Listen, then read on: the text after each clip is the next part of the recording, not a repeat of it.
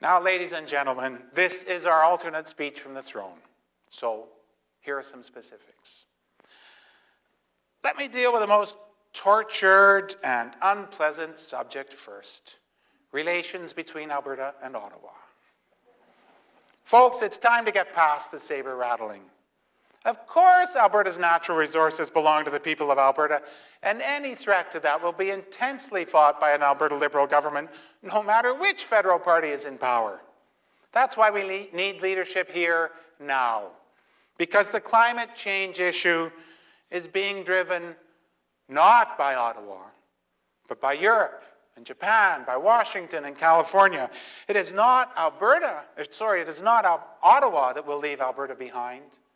It is the world. The world will leave us behind. Will leave Alberta and Canada behind if we do not face the threat together, and together meet the challenges and embrace the opportunities. Let us break bread as citizens of one great country.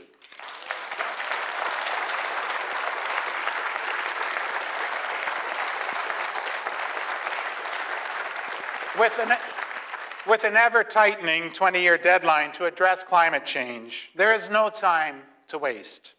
An Alberta Liberal government will move immediately on several fronts. First, we'll aggressively implement a strategy to capture carbon dioxide emissions from major sources and sequester them deep underground.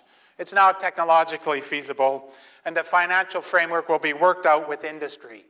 5 years. 5 years, and this can be up and running. 5 years, and we can begin making an absolute reduction in CO2 emissions.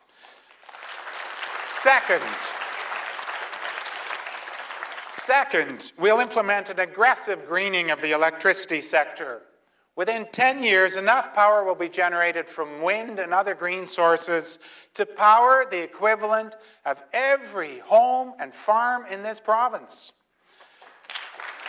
Third, an Alberta Liberal government will transform the natural gas rebate program to a self-sustaining home retrofit program. This will help Albertans pay for that new energy-efficient furnace and those new energy-efficient windows. Albertans win with lower energy costs, and we all win by decreasing emissions. Why subsidize waste when we can reduce the use? Fourth, we'll immediately implement a premier strategic council on carbon emissions and climate change with representatives from all sectors to engineer Alberta's drive to become a world leader in reducing carbon emissions. And fifth, we will develop a long-term, province-wide transportation strategy with a focus on public transit and rail, including a route for high-speed rail link between Edmonton, Red Deer, and Calgary. It is time, ladies and gentlemen, that our airports, our light rail transit, our railways, and roads work together. Efficiency saves energy. The rest of the world is going there. Why not Alberta? These are the first steps to a sustainable natural environment under an Alberta Liberal government.